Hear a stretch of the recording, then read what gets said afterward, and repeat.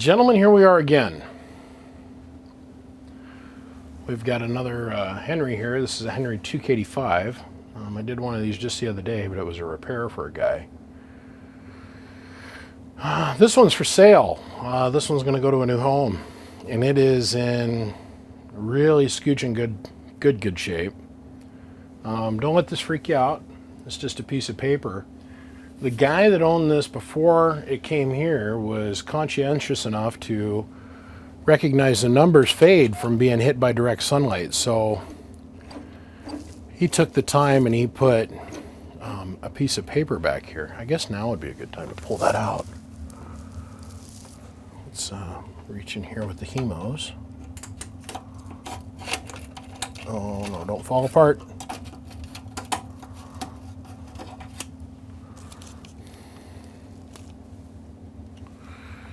I see what he was trying to do now.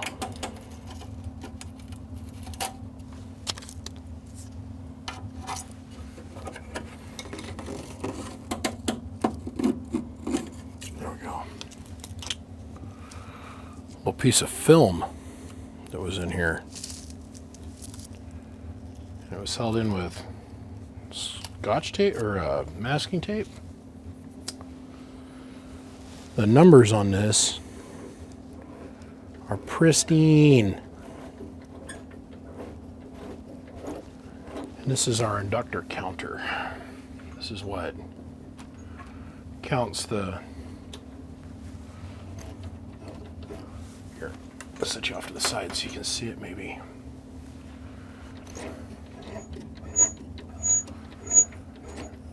There's a roller inductor that's in here. Here, hold on.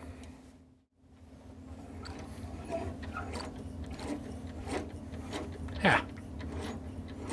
I knew with a little bit of effort. So, let's see where this thing ends up. Let's roll this all the way out to the end of its motion. Pink. It's on the stops. Perfect. Look at this. Look at this. 0, 0, and 0. I dig it. So that's 1. Boop, 1, 2, 3, 4, 5, 6, 7, 8, 9, 10 on the money, 11 on the money, 12 on the money, 13 on the money,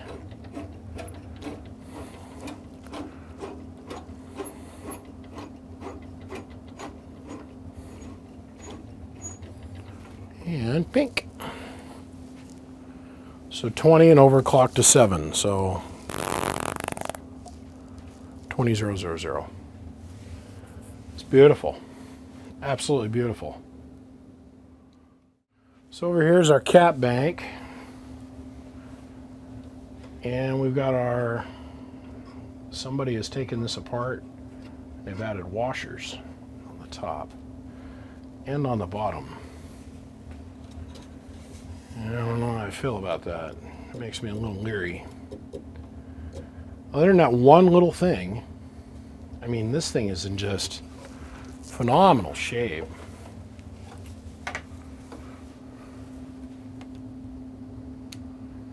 Inside of this thing is just scooching clean. I mean, as you guys can clearly see, all the gears and everything that drives the front end of this is just in pristine order.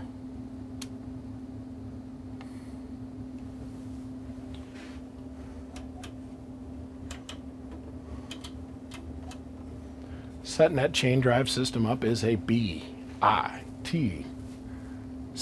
You know the rest. It's a pain in the ass. So, I want to run it. All I did was blow it out with an air compressor and made it look pretty. I mean, that's it. I mean, just literally blew it out. And you know these old Henrys, man, they don't ever quit. They run forever. I just can't help but think that maybe just every Henery I've ever had come through here before that was like this this little piece of cellophane and found its way out of the face of the amp. No, that Henery doesn't have one in it. That's got a hard lens in its place. You know, I got the Bristol keys, and I've got that technology.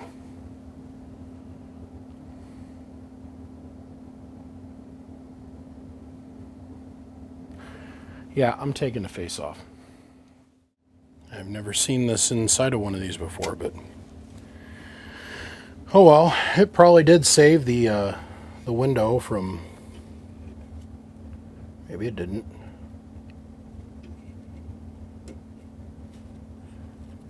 Saved the numbers from getting faded, but maybe it didn't.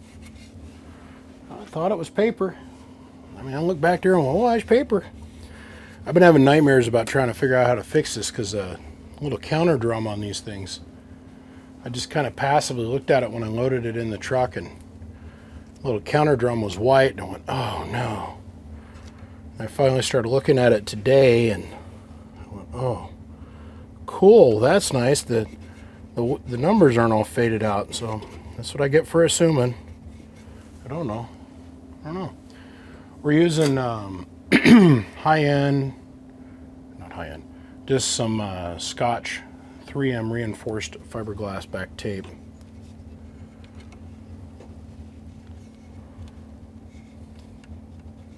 All right.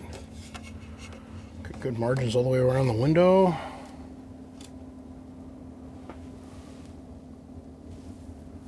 Okay.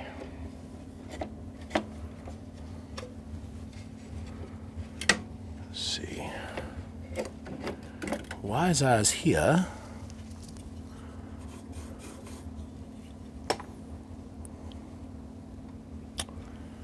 You know what? While I'm here, I'm going to put a little bit of lube on the joints. The gear drive. Everything's moving smoothly. I got the face off, might as well.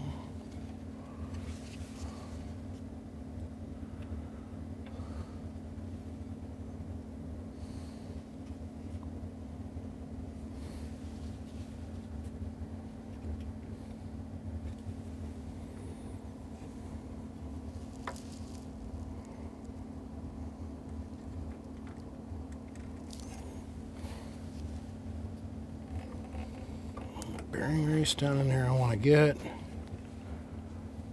and we're going to get you. Okay. All right.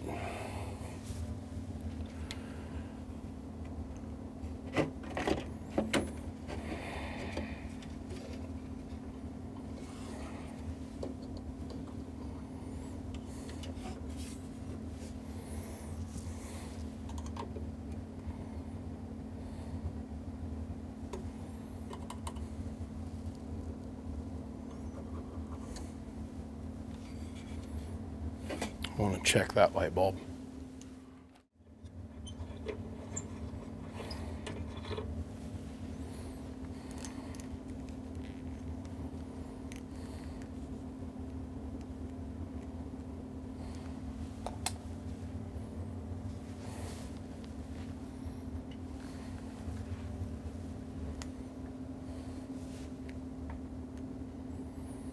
Light bulb is burnt out. Okay. Go check the giant box of antique thread-in light bulbs. Maybe, just maybe, I got another one.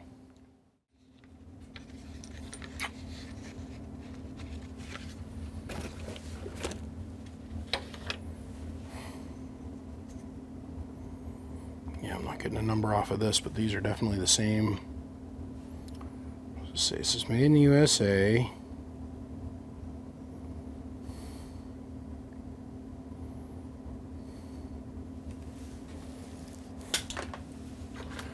Sure the light bulb expert out there will give me a comment down in the doobly-doo.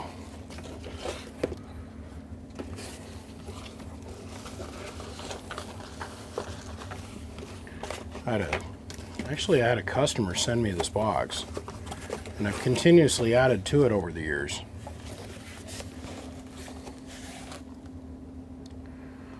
Charles Charles H. Cullum sent me this box.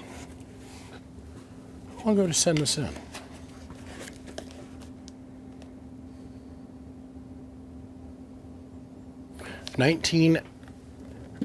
2019 he sent me that box.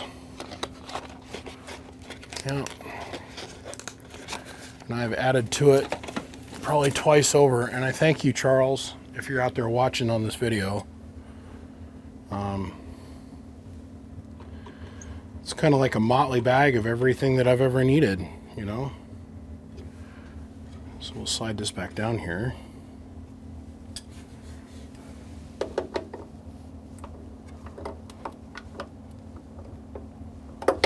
Okay.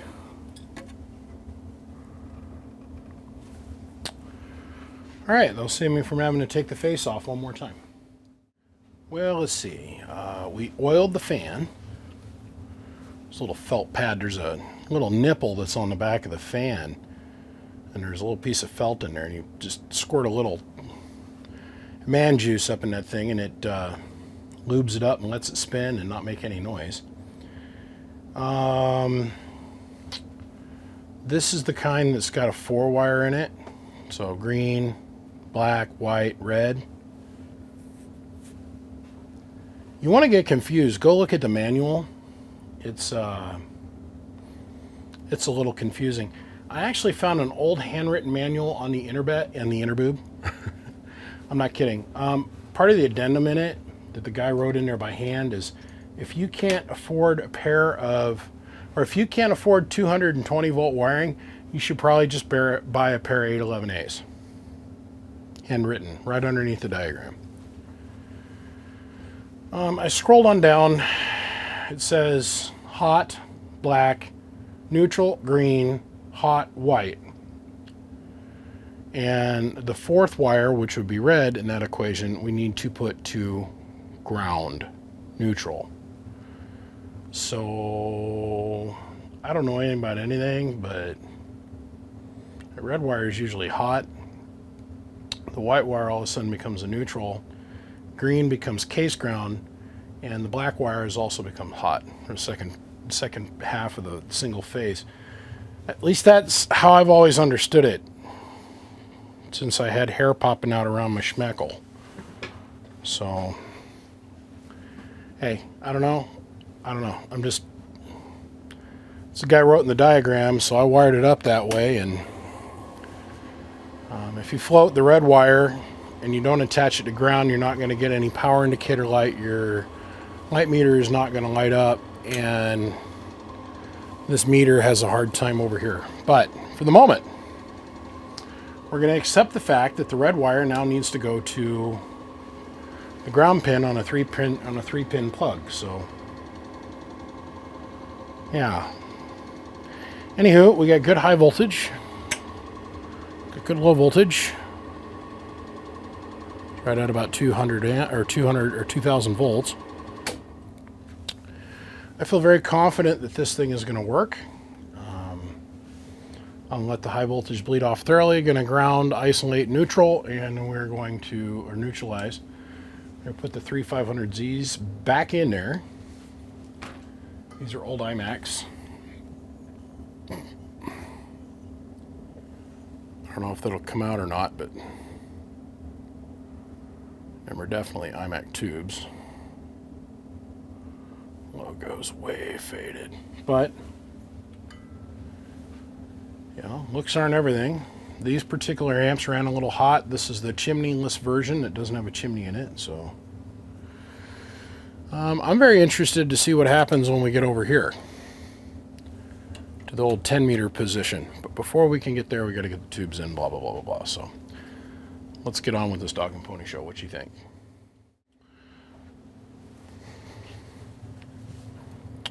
Power cable on the 2kd-5 comes with factory wired operation for 230 volts VAC, single phase 60 Hz power source. The green wire in the cord is the ground wire and must be connected to the neutral pin of the plug that you select for the connection into the power line. The black wire and the white wires must be connected to the other 2 pins for 240 volt VAC operation. Because there are several different types of 240 volt outlets, 230 volts outlets, a power plug has not been included, blah, blah, blah, blah, blah, for blah, blah, blah, blah, blah, blah, blah, blah. Okay, so we scroll down here. It says, caution, the amplifier will be damaged if the green wire is not connected, is connected incorrectly. Be certain to disconnect the power, okay, blah, blah, blah, blah, blah. So we look at the diagram. Well, right here it shows red. Okay, and this is our wire code for 115 volts. This is our wire code for 230. So up here is this little addendum. Note, later 2kd-5s have a 4-wire power cable. See the schematic on page number 14 for wiring instructions.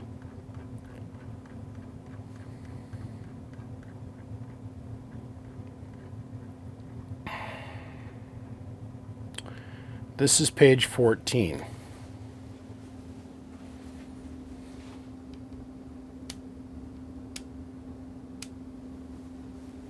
I just don't feel like doing all the time in the edit booth to do the screen grab and whatnot. Apologize. It wants black, red, a jumper here, and then white. Green to case. But then for 110 volts, it says white, jumper all 3 to black. If you run this thing on 110 volts, it pulls 30 amps out of a 110 outlet. You cannot run this on a standard 110 outlet. You cannot run this on a standard 110 outlet. The voltage will dive to the dirt and it'll pop the breaker. So then we go and we look at the schematic over here. Let's make sure I got this in frame. I do not. So this is when I start thinking with my big Johnson.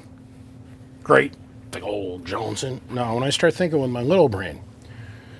Pin 1 goes to our transformer. Pin 5 goes to our transformer. Pin 2 runs up here, runs to a secondary on a transformer, but then it runs back to a switch connect to pin 5. And I went, all right. So pin 1, black, pin 2, red. That's this one here. It shows me 2 light indicators, and it shows me the blower motor for the RF deck. And then it shows me a 110 volt drop off of here, okay, to a secondary transformer that runs off and runs some other shit. So that's when I started thinking, man, red's got to go to ground. Because if I took and put hot to this shit's going to explode. Because now I'm taking pin 2, which is red, and I'd be bypassing the switch. But then pin 5, which would be white, which according to the International Wiring Code, this is how we do twist lock sockets. This here is the International 4-wire or 3-wire conversion code. I pulled this up for you guys to look at. Hot, neutral, hot. Okay. I looked at the schematic. I decided I was going to look at the schematic and go, okay, I'm going to dismiss the International Wiring Code from my little brain because it had a 4-pin. It had itself a 4-pin twist lock on here, 30 amp 220 twist lock, which is fine. I never bothered to look at the wiring. I just pulled all the wiring out of it. And then I stood there and stared at it for a second and went, fuck. So if I would have taken a second and looked at this plug, I would have very quickly found out what was what. You know what I mean? And I'm touching these 2 pins for a reason, by the way. I'm stupid. Okay, I get it, I'm stupid. But I sat here and I thought about it. So now if I go look at this manual over here, I mean, this is great. Scroll up here. This web page, wherever this is held on a server, is slower than the slug trying to figure out its way back to the ocean. A few moments later, this guy modified the crap out of this Henery that he had, and he took very diligent notes. I want you guys to read this. Let's make sure I got this in frame too. If you can't afford 230 volt wiring, get a pair of 811As. Love it. He also makes the note here that pin 1 is white, green is this wire here. This really got me thinking, and black is this other lead. Now, as far as the amplifier is concerned, and the way the magic electrical pixies move through the amplifier, it doesn't matter if black is here and white is here, or white is here and black is here in 230 volt operation, 220 volt operation. So the red wire here, that got me thinking, where it's labeled here as green. I was like, okay, I get it. So when I get down here to the addendum, the notes page in the manual, I thought, man, the Para 811A comment, man, that I admired that. So I thought, I'm going to read all of this guy's notes. It made me smile. You guys are going to get a kick out of this too. Here's the same exact diagram. Black, red, white on page 14. This is the diagram it wants us to go off of. But this guy's notes, I love how this guy writes. There's no bullshit to this guy whatsoever. Black, hot. Green, neutral. White, hot. Unit is jumper for 230 volt. Manual is a little bit confusing. Red/black, etc. in parentheses. Red wire is cut on both ends. Leave it alone. Oh, I love it. So that means somewhere internally this guy took and he jumpered. Let's go over here because this thing loads faster. Let's get down here to page 14. He simply took a wire, and it could be a piece of 22 gauge, and literally went from pin 4 to pin 2 inside the amp. That's really all that's got to happen. So, okay, we went from case to pin 2. Needless to say, this is a 4-wire configuration. I've covered this very thoroughly, and the reason that I'm making a big stink out of this is to try and save myself the headache of the inevitable person that buys this, and then they pull the plug off, and they're like, wait a minute, how do I wire this? I got a red wire here. If I don't pay attention to this now, down the road, now I'm talking with the guy over the phone, I'm like, I don't know. I'd look at the manual, but this flies directly in the face of what we're supposed to do with that as secondary red wire in today's terms, right? It is what a TI is. Okay, red goes to ground for the power lead. Let's just accept that. Everybody understand that. That's what we do with the red. And really what that actual red wire does is provides a return for this lamp, the blower, and this indicator. Okay, I'm out. I'm going to let this bleed off. We're going to neutralize it. We're going to ground it all out. We're going to put the tubes in it, and I think we're going to be off to the races and running. Okay, so we're on the high volt setting. We're 42 on a counter, and we're at 20. Okay. We're on 80 meters at the moment, and we're dead middle in the band for the most part. Hello. Hello. 1 2 1 2. See where we're at with the grid. Hello. 1 2 1 2 1 2. We're doing good. Those tubes that I had a little bit of a question about, I don't have a question about them anymore. Okay. The grid meter is king, boys and girls. The grid meter starts to jump up there. 300-400 mils. Time to get yourself some new tubes. So we're on the 1,000 watt scale. I'm not going to step on the pedal. Hello, 1 2. We're using the bench ICOM 7300. We're not going to change our output level. We're not. You guys have seen way too many of these YouTube videos to understand. I'm going to literally just dump 100% of whatever the ICOM puts out directly into this thing. Hello, 1, 2, 1, 2, 1, 2. 100 watts. 100 watts going in. Hello. Pegs it in the corner.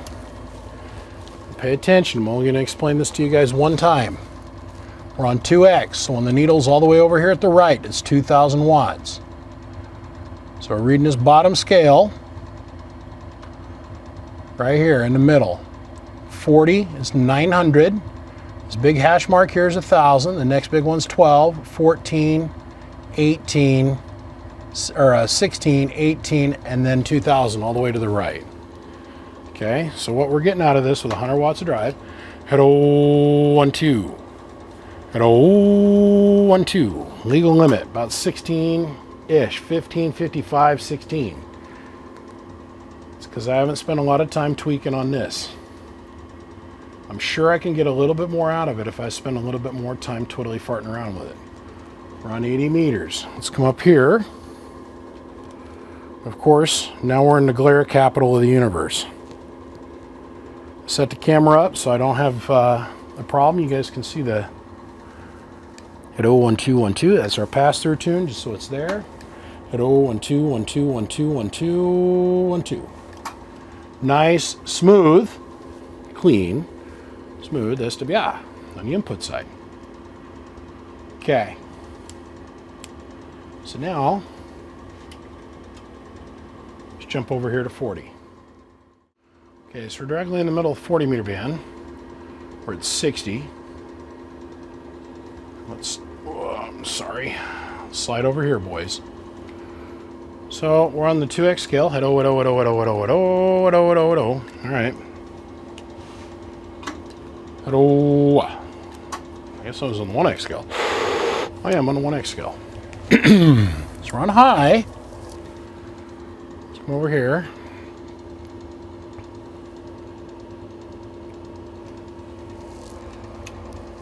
We're on high, we got our high voltage. On low,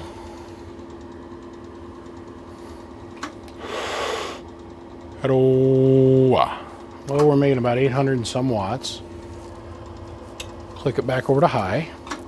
Hello, 1, 2, 1, 2. 15 and some change.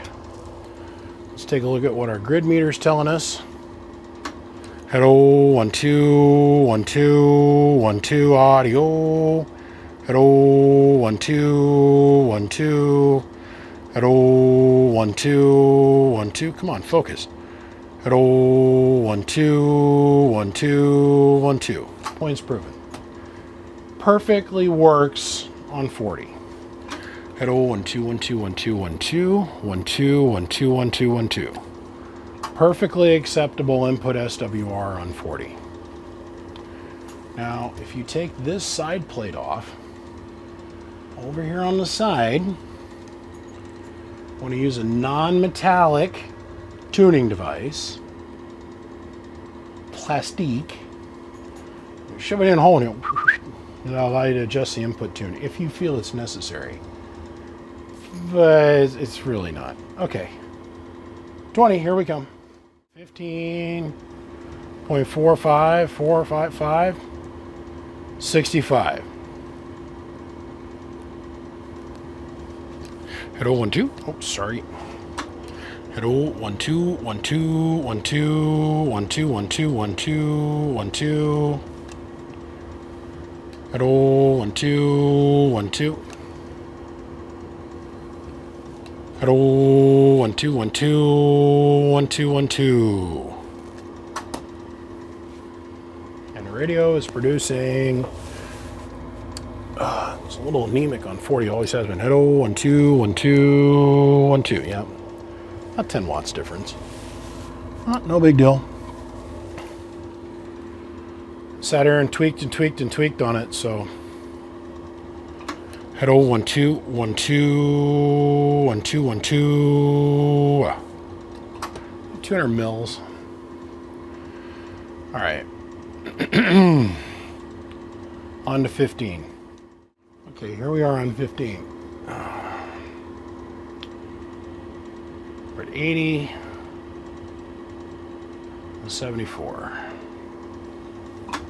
At 012. At 012.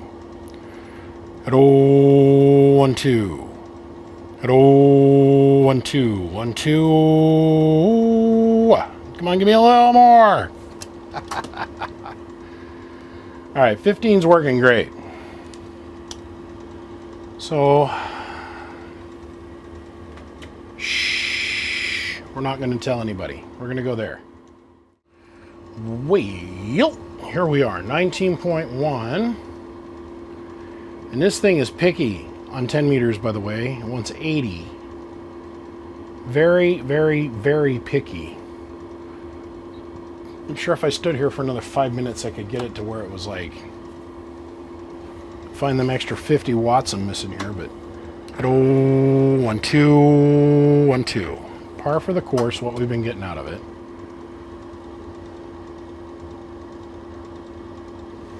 Come on, I gotta show them the grid. At 1, 1, 1, 1, 1, 1, 1, at 0.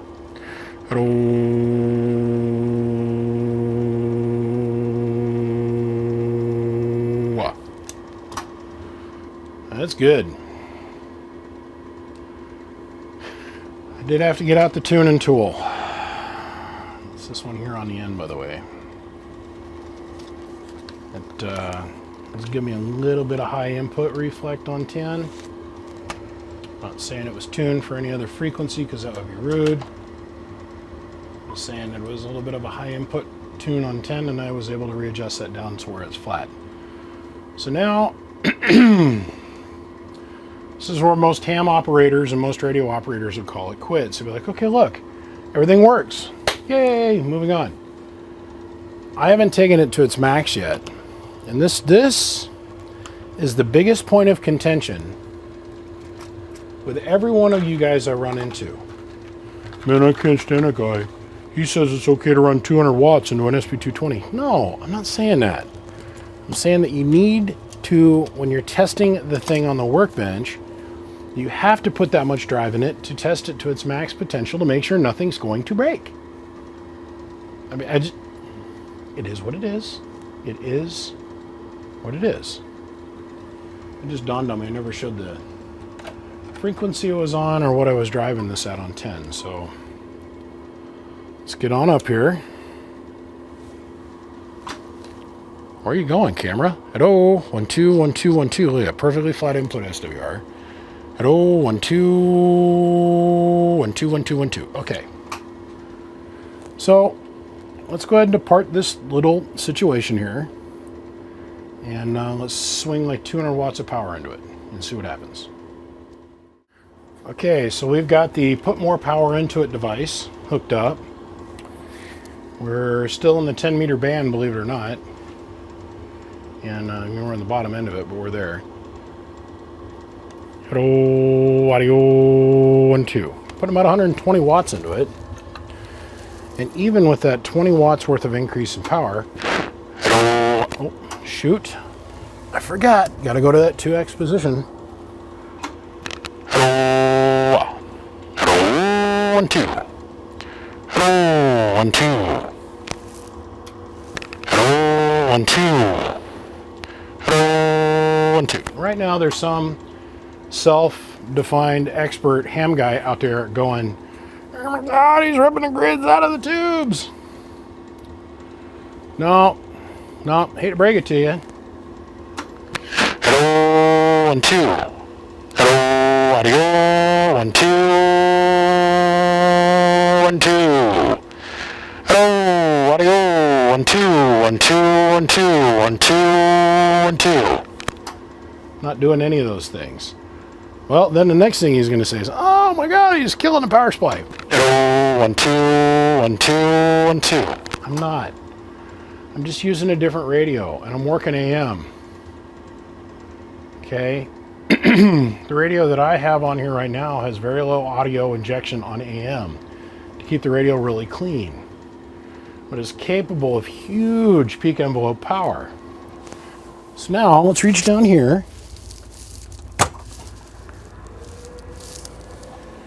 Let's come up from 12 volts, and because the final section in this radio is partially driven by a MOSFET, the other half of it's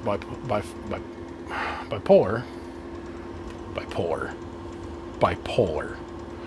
Man, it is the middle of the night. Okay, let's go back over here and let's set our new drive levels up. Go back down to 1x. Hello, 1, 2. Hello, audios. Now we're doing about 200. Click this over to 2x.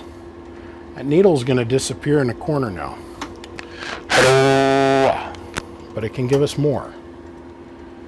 This represents a new retune. Grid. Hello. Hello. Exhausted my ability to read it. We're at 2,500 watts plus now. So now we're going to go to 5x. Now we're reading the middle scale over here, guys. 20 is now 2,000, 30 is 3,000, 4 is 4,000, 5 is 5,000. Okay.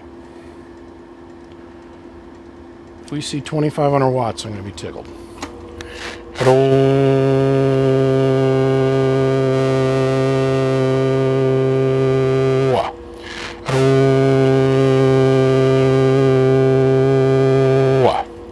One, two, three, four. 1, 2, 3, 4. From where I'm standing, it's showing me 2,400 watts of power. From where you all are probably going to see it on the camera, it's going to show 2,400 watts. So, 1, 2, 2,400 watts. Once again, let's look at our grid. Audio, 1, 2. Let's look at our plate. 1, 2. We're in no way overtaxing the power supply or being abusive to the tubes. The tubes can handle this. We have a higher plate voltage.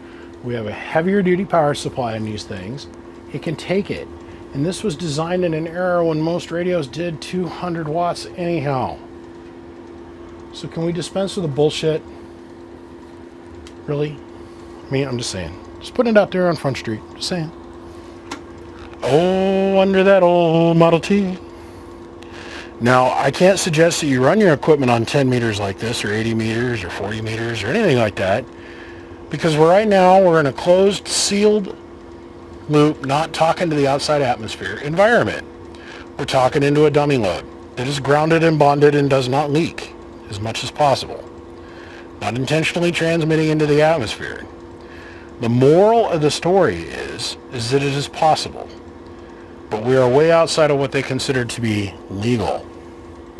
1,600 watts, boys and girls. That's why we got this knob up here. Hello. Hello. 1, 2, 1, 2, 1, 2. Or we can turn the radio down. It all comes back to the operator and how well he's willing to be responsible for the equipment that he's operating and being in control of his station. This equipment was developed, and when most of you all were born, we were taught from a young age that if you act stupid, that is on you. You don't get to blame other people. So they say. Today's day and age, sadly enough, it's a different story. So, all right. Henery, 2kd-5. For sale. As I'm out here working, I've been walking like I haven't ever get any exercise. As I was out here working, I've been listening to the TV show The Office. And man, that is some funny stuff.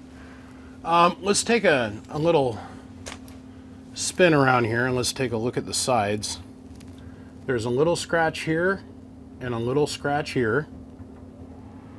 like the size of a pinhead. And let's go over here.